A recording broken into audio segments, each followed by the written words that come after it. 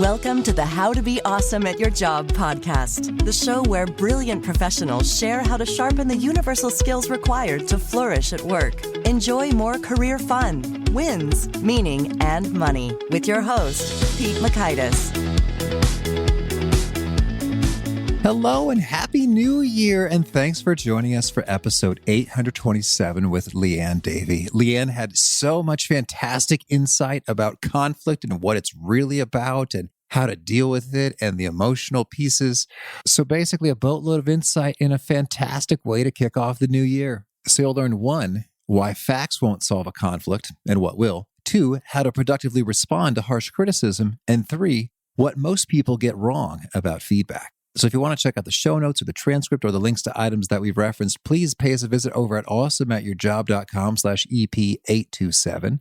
And while you're there, please check out some of our goodies. I know January, we have a lot of new listeners historically is a pattern. So if that's you, I want to say welcome. It's so awesome to have you and give you a little bit of extra detail about the cool stuff you can find at our website, awesomeatyourjob.com. If you've heard this message 100 times, feel free to skip ahead a few minutes as I orient some new folks. So the scoop is we have so much good stuff there. We've got transcripts. We've got every episode we've done, 827 of them now, and it's tagged by the topic and the competency that we've covered.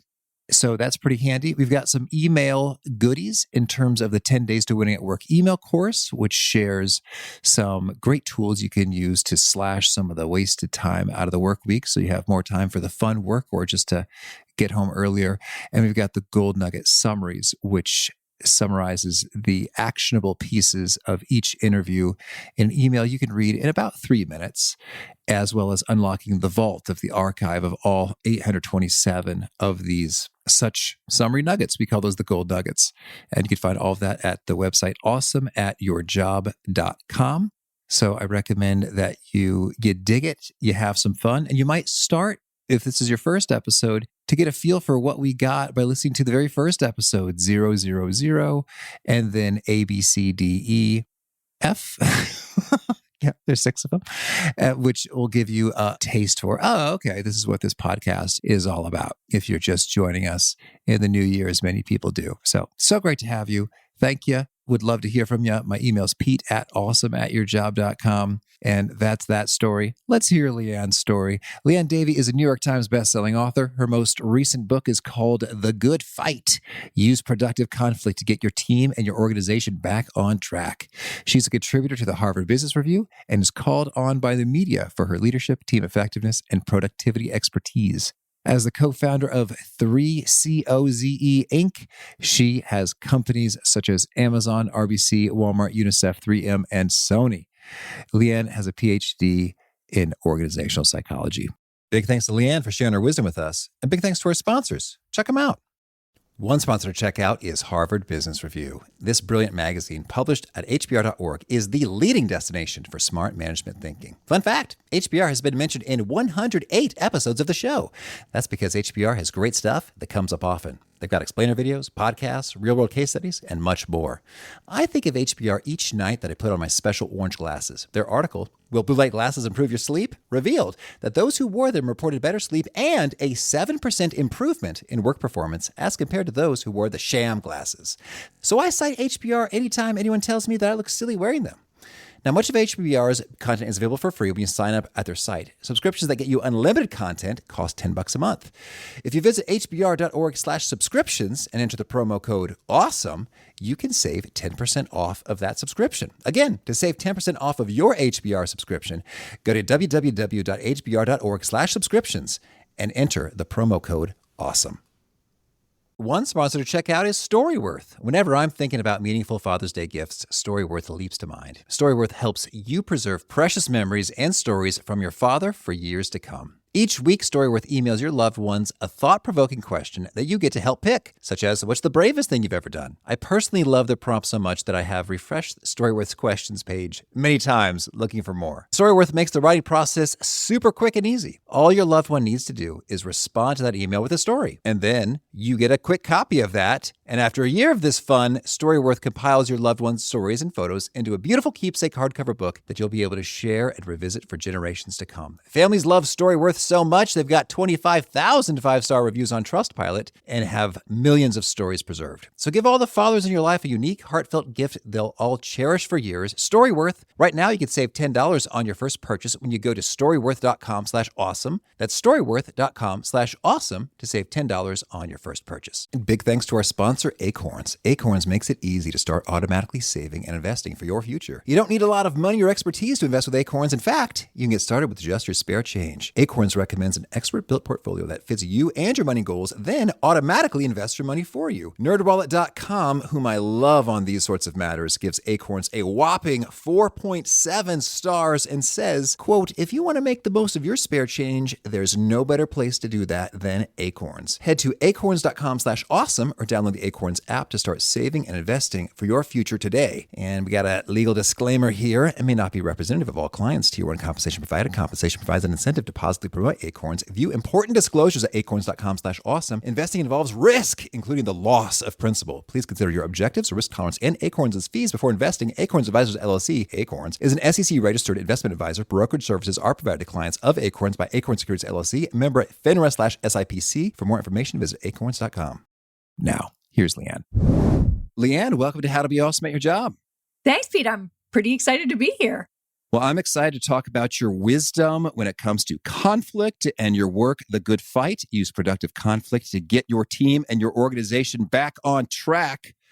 And this is a weird segue, but one time I had a consulting project where we had to get one of the world's largest bakeries, a huge factory for cookies and crackers, back on track. And I learned that you have a special love for factories. What's the story here? Since I was a little kid, I used to watch this television show that they did factory tours of things like how do they make crayons? And that one's really stuck with me for 48 years, I think.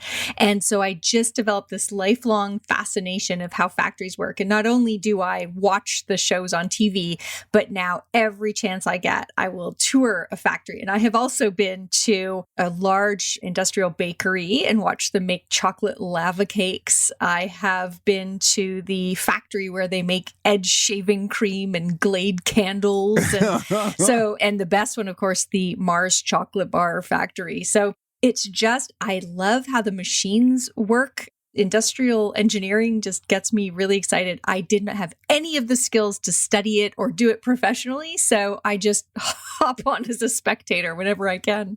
Oh, that's fun. And what's the name of the show? So how it's made. Yes. When I was a little kid, it was called Polka Dot Door. Okay. And I'm in Toronto. It was a local show here in Toronto. It was wonderful. They used to go through the polka dot in the door and open up to a video of a factory. But then how it's made as all of the Mighty Machine type shows and extreme construction. There's lots of them now. Very popular.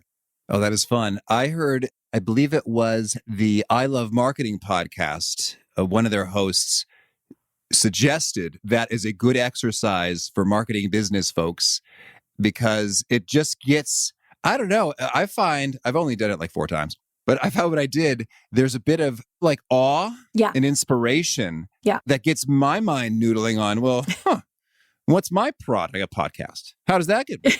What are the steps? What are my bottlenecks? What can be improved? Right. When I learned that I wasn't going to be good at engineering or building it, I started to think about the modern economy and what's the equivalent of a factory or a machine in the modern economy. And of course, the answer is it's a team, right? In knowledge work, the team is the machine. And so I was like, oh, I can do psychology. That comes naturally. So that's where I still think of it as machinery in a sense, but it's just human machinery. Yes. Well, Liane, you did the work of the tricky segue for me because let's talk about these machines. And sometimes things are not quite functioning properly in the realm of conflict. Could you share with us, what do most people get wrong about conflict or what have you found supremely surprising, fascinating, counterintuitive in terms of your discoveries within this topic? Yeah, teams don't have enough conflict. Okay, not enough. I've heard that before. I think it was Pat Lencioni who mentioned it on the show. Please unpack that for us. Yeah. So conflict, which let me just define it, because I think, when there's wars raging in the world and COVID mask wearing fights on Facebook and everything else, I think conflict has got a bad rap.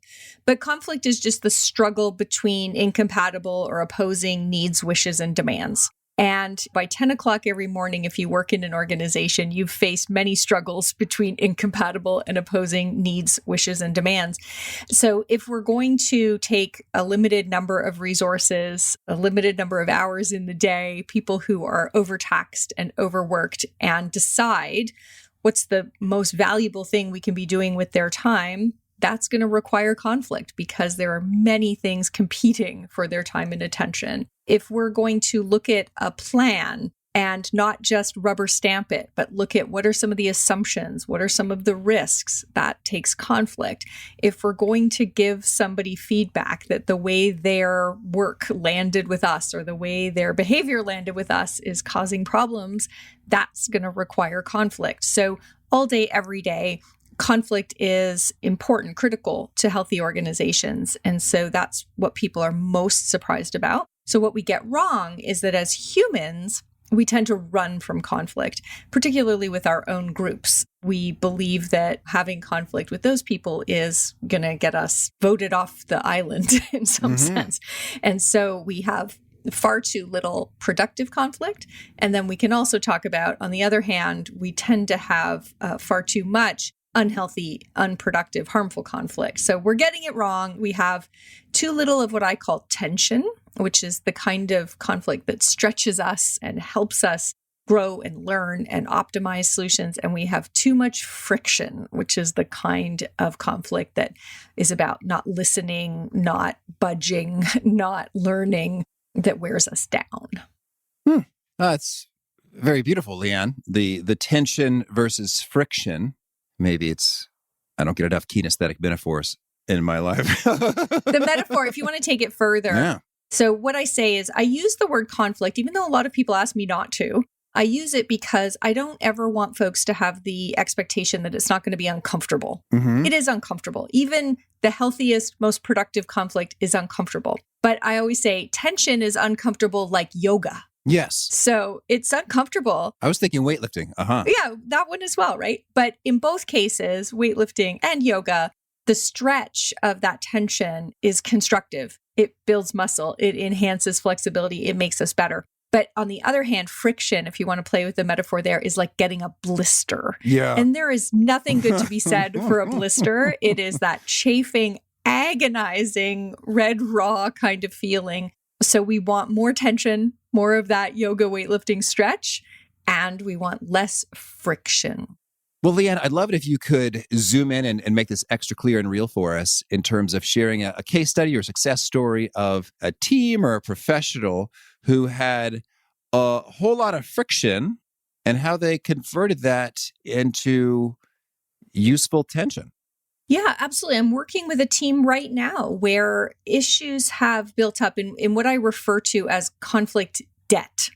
So just as we can get into debt by charging things we can't afford to our credit card, we get into conflict debt by just deciding we don't have the energy or the time to address issues, and we just put them aside. And unfortunately, the interest compounds and we get ourselves into bigger and bigger trouble as that conflict debt piles up in a team. So I'm working with a team that's in a considerable amount of conflict debt, and there's a lot of friction. And the friction is being experienced as they're arrogant. They don't empathize. And it's all coming out as things that are very subjective. The behavior has now got to the point where I'm not even responding to their emails. I don't even want to talk to them. And so we've reached this stalemate where that's where I got involved.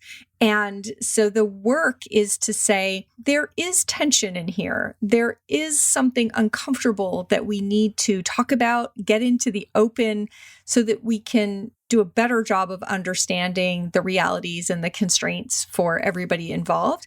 But the problem right now is there's no chance to resolve the tensions or kind of come up with a solution that optimizes because everyone is experiencing it as friction. And so it's one of the things that you can do is really take the way that you're feeling. And so if you're feeling that someone is arrogant, that's a judgment. And arrogance is probably more about how you're experiencing the other person's behavior than about what the other person is intending. So the first thing to do is to just notice that you're making a judgment and it's not real or objective. It's true that it's your judgment. And so we don't want to invalidate it, but we want to start by kind of saying, what is making me feel that they're arrogant? What is it that I'm seeing or hearing or not seeing or hearing that is leading me to that conclusion? And just to, as a very first step, just interrogate your own judgments, because those judgments are going to be a big, big source of friction. Once you can kind of interrogate the judgment, you want to, again, not invalidate it, not tell yourself that I'm not allowed to feel that way, but instead to try and translate it into, okay, if I wanted to communicate that to the other person in hopes of changing the interaction, how could I say it in a way that is either useful feedback, so I could determine what's their behavior and how am I reacting to it? So I could say something like, when in the last 3 decisions we've made, we've gone with your recommendation over my recommendation, I feel like my ideas aren't valuable. I feel like they're not getting a fair shake. So we can take what was judgment about arrogance and translate it into behaviors, you selecting your ideas over mine or somebody else's over mine.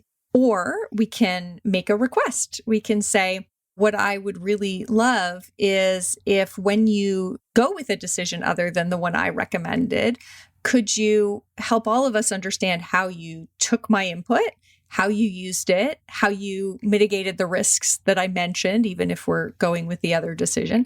So that's really a big thing. When you have friction, when you get into a hole, when you get into that conflict debt, you'll tend to have a lot of judgment about other people. So listen to it, interrogate it, and then translate it into something that is constructive, something that is positive tension, and move forward from there. Mm-hmm.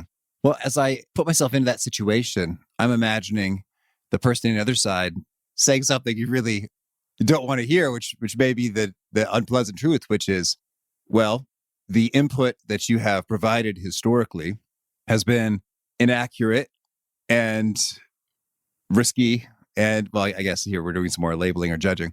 But that is what's most likely to happen, right? Yeah. So keep going. Keep role-playing that and I'll answer. Well, Liane, I appreciate you being able to articulate this to me. I guess the challenge we're facing is that in those 3 examples that we've explored there, your input was inaccurate and risky and showed a basic lack of understanding about the core issues that we're dealing with here. Wow, that's pretty unpleasant to hear. A lack of understanding and risky. That's certainly not my intention. What do you see as the things I wasn't paying enough attention to? Or what else do you think I need to understand to be in a position to offer more valuable advice or suggestions in the future?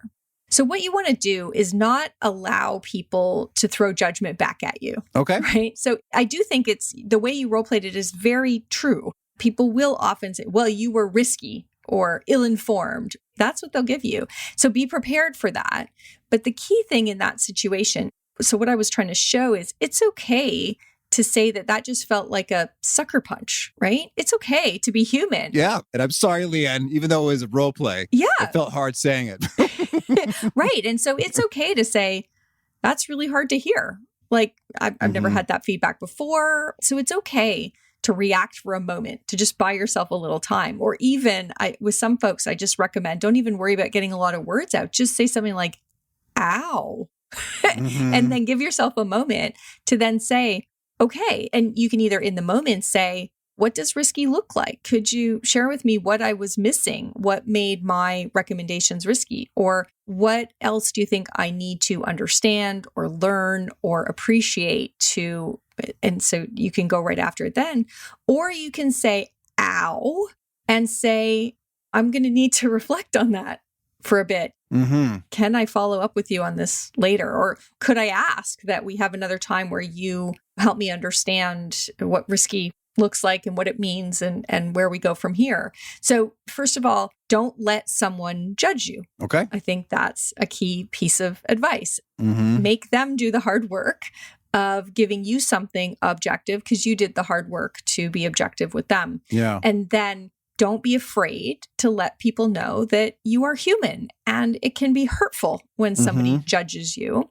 And then finally, lead on whether you would like to have that conversation now or whether you need a little bit of time, but do come back to a place where you can find out both what happened that didn't work the first time and what could look differently so that it goes better the next time. Mm-hmm. That's really excellent. As I'm imagining the conversation playing out, I mean, I guess you'll realize that, again, I'm doing more labeling and judging. It's like, there's a chance, I imagine it's slim, Liane, maybe you've got the data, that you are dealing with just a full-on sociopath or total jerkface who just has no... 5%. All right, 5%, who has little regard for your feelings or whatever. But I guess more likely, you'll hear something which is useful or on its way to being useful in terms of, well, Liane, you failed to consider just how sensitive issues X, Y, and Z are for stakeholders A, B, and C.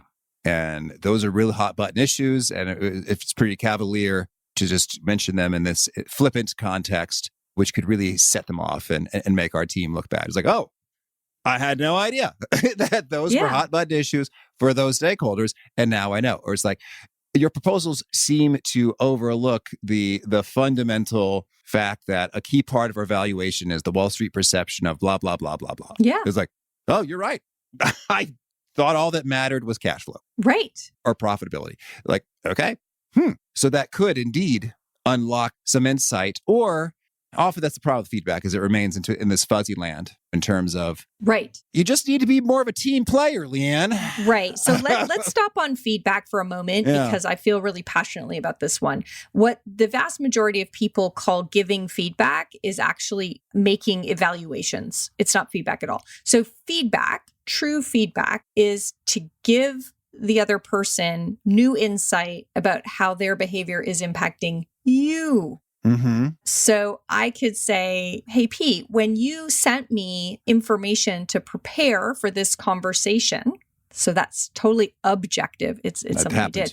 I say, for the record, I felt like you really take this podcast seriously. Like I was excited to be on a podcast that is so professional. That's feedback. So the feedback is not novel information about you or your behavior. It's novel information about me or the impact of your behavior. And what we do most of the time is we just walk around flinging judgment at people. And in this case, it's positive. And so people think it's okay. Hey, Pete, you're so professional. Yeah, you're right. I didn't mind that at all. Right. But I encourage people to, I call that praise, right? It is unconstructive, positive messages. Yeah. And I encourage people to practice on the positive, because if you practice on the positive and get it wrong, you're not going to get in much trouble. When you move to the more constructive or negative feedback, it becomes more dangerous and higher stakes. So you want to practice on the positive. But what you're doing is when you're giving somebody feedback, if you tell them what they think, if you tell them how they feel, if you tell them who they are, that denies somebody's personal sovereignty, and it's likely to lead to a really unhealthy conflict. It's not going anywhere good.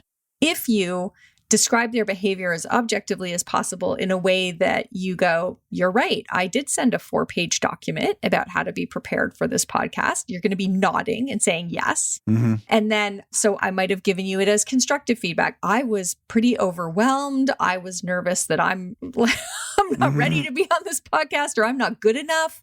I could have given it as constructive. But again, the key thing is that your behavior is not something you're going to debate or disagree with in my feedback. What you're going to be surprised by and learn from is, oh, I didn't intend to intimidate a guest. I was trying to help you feel prepared. Mm-hmm. So that's getting feedback right and actually delivering feedback, giving people the gift of candor. What I would say is candor for me is me being willing to be uncomfortable for your benefit.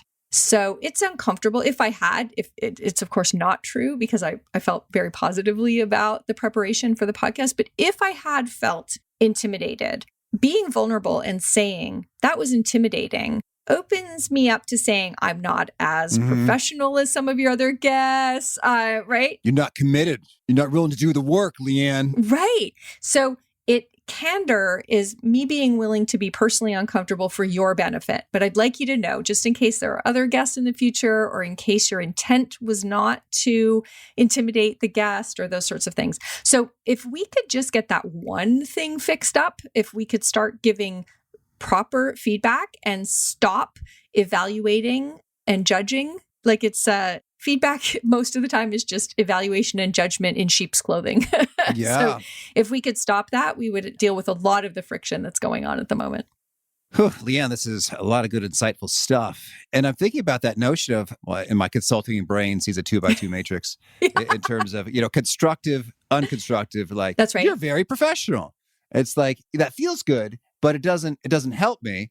But I guess, and now I'm thinking about Russ Laraway, who talks about continue coaching is like in praise or comparable. And so it's, I guess, the constructive point might be just something like, hey, I really recommend you make sure you keep doing that. If you switch calendar software providers, make sure people still get that thing because it's so good. It's like, right. Like, okay, right. I'll keep that in mind.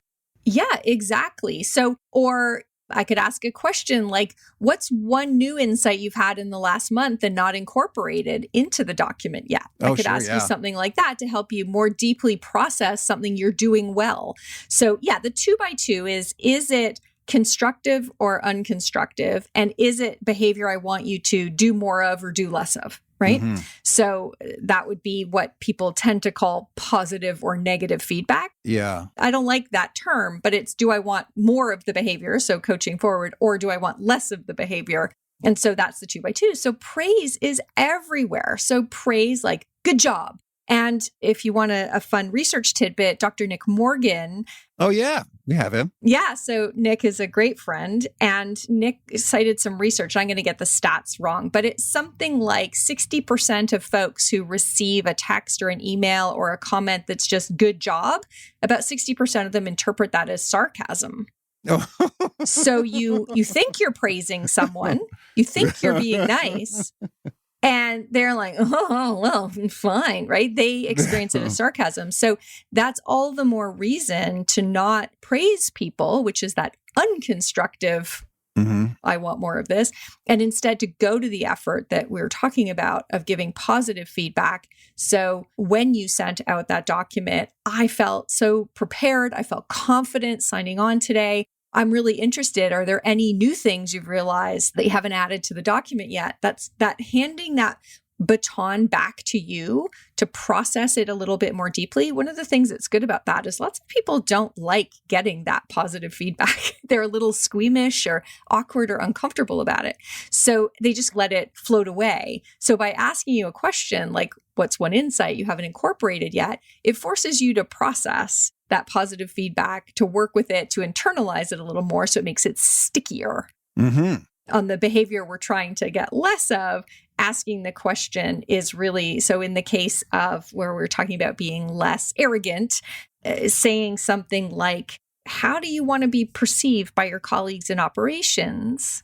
Would be a way of forcing the person to process, oh, okay, if you're telling me that the way this lands as I'm smarter than everybody else, processing the question of how do I want to be perceived forces me to work with that information, again, making it stickier. So yeah, so the great pieces of good feedback are sort of orient the person to the situation, describe their behavior, then give them an insight about you, and then pivot the conversation to processing it more deeply and what am I going to do with that information.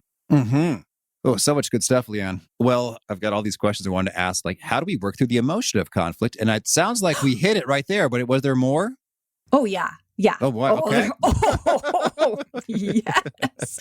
Okay. Emotion is a big important topic for me. We're not good at it. And a lot of our conflict debt is because we don't want to broach the topic because we fear triggering an emotional reaction. And sometimes that's a very positive thing. It's like, I don't want to hurt these people. I care about them. And sometimes it's a bit of a selfish thing. I don't want them to not like me anymore, or I don't want them to yell at me because that would scare me. So one of the things we need to understand is that, I say this all the time, facts don't solve fights. Okay. Period. And if wearing masks debated on Facebook is not the perfect evidence that facts don't solve fights, I don't know what is.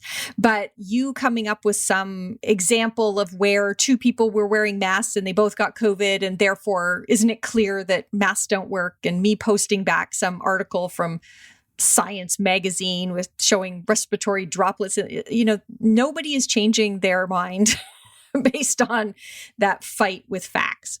Instead, we need to understand that fights are about values and beliefs and things that matter. And so emotions are simply clues that I always talk about this as, if the dragon starts to breathe fire, it's protecting treasure. So the facts are just the wall of the castle. They're very unimportant. But if the dragon is breathing fire, yelling, crying, getting angry, pounding the table, then that's your clue. Emotions are a very, very helpful clue that there is something going wrong, that there is a value that they hold dear that feels at risk, feels threatened, and that's why you're getting the fight that you're getting. So emotions are one of the most important data sets we get in organizations. And emotions don't always come out as yelling or tears. One way emotions often come out is people start to dial up their language. So all of a sudden, their sentences are including, well, you always, and we never, and every single, and we start to use absolutes. We start to see sarcasm pop in to people's comments. So all of those things, whether it be tears or sarcasm or any of these other examples, are just signs that there's emotion present, which means there are values at play in this conversation. And so trying to put more facts or take facts out of the brick wall is not going to help. What you need to do is get the brave knight to lower the drawbridge so you can come in and you can find out what's actually going on. So I think emotions are a different metaphor. If you don't like the fire-breathing dragon metaphor, a different metaphor is emotions in the workplace are a lot like pain, not something you want very often, but very useful if there's an injury, because they tell you to slow down and stop and pay attention. And it gives you the opportunity to figure out what's actually going wrong. So I find we treat emotions as something to push through as quickly as we can, to suppress, to invalidate, to just say, well, this is business, not personal, or suck it up, buttercup. When emotions are one of the most valuable data sets that we have in an organization. And it's so important that we use those data to figure out, what is this fight actually about? And so when we talk about values, well, I've seen long lists of values. Yep. And I guess I'm also thinking about fundamental human needs. In my head is Marshall Rosenberg's nonviolent communication, talking about I felt like my need for respect wasn't being met. And so I felt angry. And so when you say values, are you thinking about a short list on a menu, or are you thinking about it could be hundreds of things? Yeah, I think it can be hundreds of things. So I was working with an organization, a high-tech computer organization, and we were debating about whether they needed to do a layoff or not. And the CEO was advocating pretty strongly against it, while the general manager of the unit that was in the red was advocating pretty strongly for it. And there was a lot of friction. It wasn't a constructive conversation. And so one of the ways to get values on the table in business is to ask the question, okay, what are the criteria for making a good decision here? Because it's kind of code, and people think that that's an okay thing to say in the business world, where, what do you value? It just doesn't feel like. So when I said that, the general manager said, well, I really value performance. I am here on behalf of the shareholders to make sure this business is profitable, and I wear that responsibility very heavily. And then the CEO, interestingly, said, well, you know what, for me, I feel like tech companies have mojo. And if you lose that mojo, that's worth more than a couple of quarters in the red. You don't get it back. And so I'm thinking about that. Now, Liane, if I could time out for just a moment.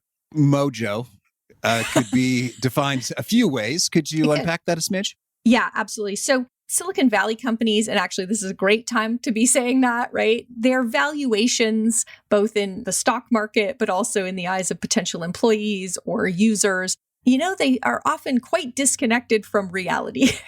They are not about how much revenue or profit the company makes. There's just something more about brand, more about hype, more about excitement. Some companies have momentum behind them and some don't. And this was a company that had a lot of momentum. It was seen as a cool company, a company people wanted to invest in, a company people wanted to work for. And so the CEO's concern was that if we do our first layoffs, then the big risk is that we lose that and we never get it back. We never go back to being a company that's never let a single person go. So this was a few years ago now, and it was just so helpful to have that on the table. And to be able to talk that through because he'd never articulated it. The general manager couldn't figure out why the heck the CEO was willing to have his business be unprofitable. And so once we could talk about that, these are all legitimate things. Now, how do we balance them? How do we make trade-offs among them? How do we decide which way to go? And actually, what was really cool about it is then we got away from the friction and into a really powerful conversation with really good tensions that led to a completely different option, which was we have other business units that are quite profitable at the moment.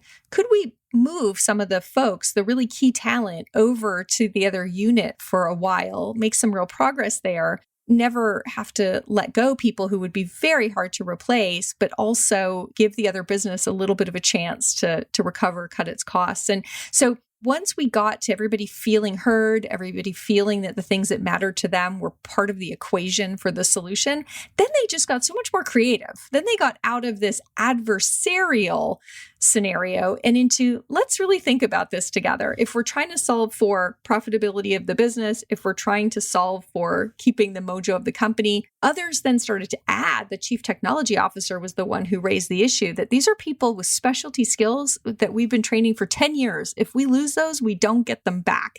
So his addition in things he values to the criteria conversation is what unlocked this possibility of could we second them into a different part of the organization. So when we feel heard, when we feel understood, when we feel like our treasure matters to other people as well, then we settle into, all right, now we're smart people trying to figure out how do we balance these things. So it's a very, very useful and constructive, productive conflict technique. Well, Liane, before we shift gears and hear about some of your favorite things, I'd love to hear if there's any super quick and powerful tips and tricks that make a world of difference. Yeah, there really is. And the one magic trick of all of this is that most of the time we walk around the world working so hard to have people understand our experience. As Stephen Covey used to call it, we strive to be understood instead of seeking to understand. So there's a technique I call validation, which is just when someone says something you disagree with or you think is a dumb idea, pause for a moment, and instead of shooting down their idea or telling them why it will never work, validate them by saying, okay, so you think we should host a customer event in Q1. So all you've done is reflect and then be curious. Ask, try and understand. That's coming from somewhere, something they value. And just ask a big open-ended question. What do you see as the big advantages of that? Tell me your thought process. What got you there? Some kind of a big question. And then listen and ask and reflect until you feel confident that you can kind of get their truth out of your mouth. Then you might say, okay, so for you, you're worried that our marketing launch didn't bring the benefits of this new approach to life for our customers. And until they feel it in a different way, until they can maybe put their hands on the new product, you don't think sales are going to go up. So that's why doing an event in person feels like the right solution for you.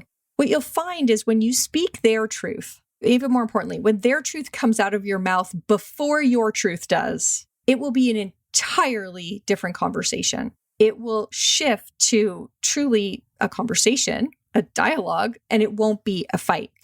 Then what's cool about humans is we work on reciprocity. So when you've taken the time to understand their truth and listen and validate them, they will be highly likely, unless we're with the 5% of sociopaths, but if we're with 95% of the population, and then you say, the way I was thinking about it was that before we talk to our customers, we need to do another round of training with our sales staff. I'm not sure they're ready to tell the message in a compelling way. So I was thinking that that was the issue. How do we get the right balance between our sales team and going directly to our clients? Or you can ask whatever other question. But when you've spoken their truth first, when you've added your truth, not as something more right or more worthy, but you've added it as a second truth, and then you've pivoted to, okay, what are our options here? How do we deal with this? You will find you neutralize 80% of conflicts in your team. And the one thing, I know you have a young one at home. I have a 20-year-old and a 16-year-old daughter. And this method, it got me through the entire teenage years. If you validate a teenager, if you make them feel heard, if you're curious about why that's true for them, and you get their truth out of your mouth first, they actually will hear you out. They will let you coach them. They will stay with you. So this technique, my guess is every single person listening will be able to use this technique today at some point, because we tend to do the opposite. We invalidate people. We push for our truth or why our idea is smarter or all of these things first. And if we flip the order and said, okay, let me make sure I know your truth, and as soon as we both know that I know your truth, then I'll add mine. It changes everything. Thank you, Liane. Well, I'm curious, could you, any particularly memorable exchanges with teenager Yes. that you could share with us as an illustration? It's like, oh, that's how it's done. I'm going to first tell you how not to do it, because it's memorable because I did it wrong. When the elder one was in grade 10, she was taking music because she loved music. And she came home one day and proclaimed that she hated her music teacher. And I blew it. I kind of looked at her. I don't like the word hate, and I definitely don't like it aimed at a teacher. So my response was, you don't hate your music teacher, which, if you remember, we were talking about the cardinal rules of respecting someone's sovereignty, and telling somebody else how they feel is not cool, not allowed. And so I blew that. So it took me about 3 weeks to earn back the right to talk to her about this. And what you say, I do too. You don't understand, Mom. Shut up. Well, she started and then she just stormed off. Okay. The heavy thumps up the stairs and the dramatic slamming of the door. And she was right to do that. I had really overstepped. I had blown it. And so when I tried again, do-over, you have to do do-overs with teenagers. When I did the do-over, I just said, hey, I want to go back to this. And it must really suck to hate your music teacher, because you got an hour and 20 minutes of that every single day. And I know you love music. And even just me saying that, me just validating that must be rough, changed her entire body language. And so then I said, what's going on? And I, being a horrible person, had assumed that this was the teacher who'd finally figured out that she never practices. No. But that wasn't it at all. I'm so bad. It turned out that this teacher, there was a kid in the class, probably a neurodiverse kid would be my guess. Sitting still, not fidgeting, was a challenge for him. And this old school teacher just would have no part of it. And she was leaving him, bullying him, my daughter said, and leaving him in the hall for the majority of almost all classes. And that's why she was so upset. It wasn't on her own behalf. It was because somebody else was being wronged. And my kid is a social justice crusader. And so I said I could then speak her truth. So you're really worried that Miss T is quite unfair to Gibby. You're worried how this is affecting him. Okay. And first of all, I was proud of her for feeling all those things. And then I could say, okay, now what I'm thinking about is, how do we make sure you don't lose your love of music? How do we make sure this doesn't affect your grade? Can we find you other outlets for your love of music outside of the classroom? And she was totally willing to entertain those things once I had been clear that this was about the injustice and the teacher's behavior in the classroom. So invalidating her cost me 3 weeks. Yeah. And that was extremely costly. And it was modeling terrible behavior. And I had really blown it. But when I came back to it and I said, look, I'm sorry about that. I blew that. And I really want to understand. And I want to hear you. And when I was open and listened and reflected her experience of the situation, then she was so keen to talk with me about what can I do and what are my other options. And it was really, really powerful. And she's a junior in college now, and we have great conversations about hard things now because I finally figured out that this validation technique, which just takes a little practice, completely changes the tone of all of our conversations. Oh, beautiful. Thank you, Liane. Well, now, if we could hear a bit about your favorite things, could you start us with a favorite quote, something you find inspiring? When everyone thinks alike, no one thinks very much. Okay. And a favorite study or experiment or bit of research? So we've been talking so much about cameras on and cameras off and Zoom and all those sorts of things. New piece of research that when we're having these hard conversations, when we're trying to understand values and emotions and those sorts of things, turns out the telephone is much, much better at promoting what they call empathic accuracy than these web calls. So if you really need to connect with someone, if you're in conflict, if you need to understand where they're at, and if you want to be more accurate in empathizing, go for a walk, put in your earbuds, and talk on the phone. Well, yeah, that's so fascinating and counterintuitive. It seems like aren't we missing out on all these facial expression indicators with the phone? We have hypotheses as to what the mechanism is by which that is so? Yes, it's new research. But so first of all, we get a lot more information from voice than we think. So like, here's my mini experiment for you. If you close your eyes, I'm going to talk. And at some point in talking, I'm going to start smiling. Could you hear it? Did you hear the difference between? So right now I'm not smiling and now I'm smiling. So what happens is when you pull up the muscles in your face to smile, it lifts up your soft palate, changes the shape of the resonant chamber of your mouth. And it's absolutely something that we can pick up on. So there's more data in the voice than we think or know. And new studies are saying that we take up a lot of bandwidth, cognitive bandwidth, in trying to process people's facial expressions and body language. And we're not always very accurate about it. So what you're doing in going to the phone is you're getting rid of all of the energy it takes to process and misprocess that facial information. And you're really keying in on what is actually quite high fidelity data coming from pitch and tone and words and all those sorts of things. So yeah, really fun, exciting new research coming out. Fascinating. Thank you. And a favorite book? Well, I guess if you want relative to this topic, I would say Chris Voss, Never Split the Difference. Oh, yeah. Former FBI hostage negotiator. And it's just full of many fascinating stories and insights. And I know that thankfully for most of us, the stakes are not as high as hostage negotiations in most of our collaborations, but there are many things to be learned from Chris's stories and examples. And could you share a favorite tool, something you use to be awesome at your job? So I am a big fan. So my PhD is organizational psychology. So I am coming to every conversation with the understanding that while we want to have one size fits all and we want to have the perfect advice, that individual differences play far bigger of a role than we yet appreciate on teams. So I use a tool called the Berkman. It's a very deep and insightful psychological assessment tool. And I don't leave home without it. I don't work with any teams without having that understanding, deep understanding of the individual. So Berkman would be my favorite tool.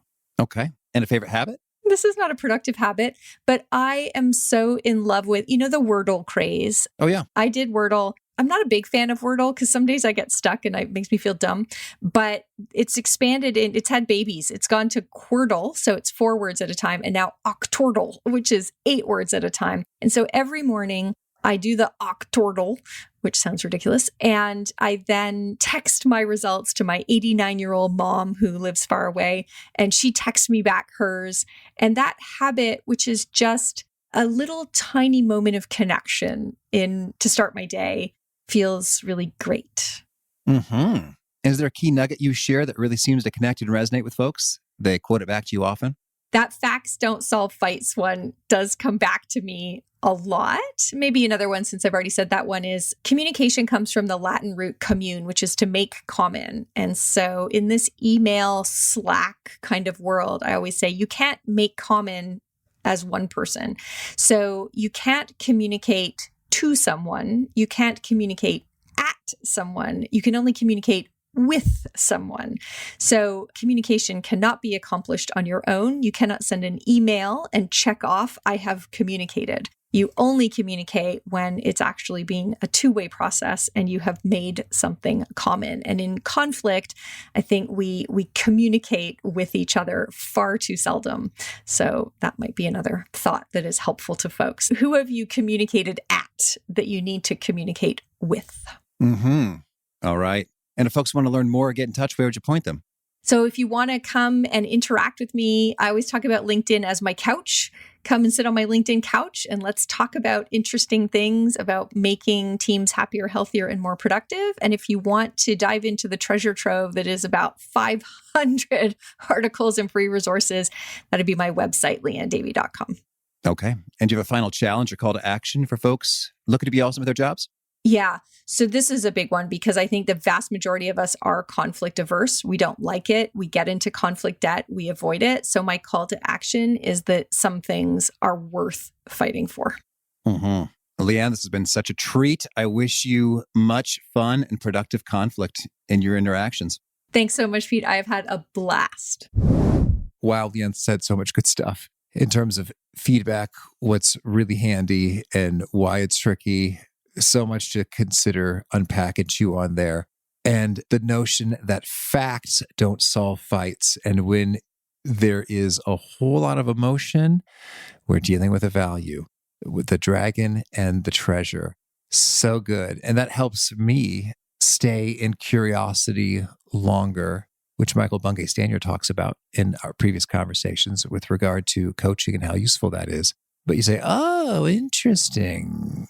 We got a lot of strong emotion here. What's the value? As opposed to just reacting like, how dare you? And, lash it back right at them or something. Not so optimal as opposed to saying, looks like I'm seeing a dragon. What may be the value there? Let's dig in. Oh, and we get to the root of it as opposed to say, well, check out my facts and why they're better than your facts. So much good stuff from Liane. Again, the show notes, the transcript, the links to items we've referenced are over awesomeatyourjob.com/EP827. Hope to catch you next time. And peace. Thanks for listening. To get the most out of the show, we recommend two key things. First, check out the extra resources at awesomeatyourjob.com. You can find this episode's transcript and links, as well as the perfect episode for your situation. You can search the full-text transcripts of hundreds of episodes or explore episodes tagged by topic and competency covered.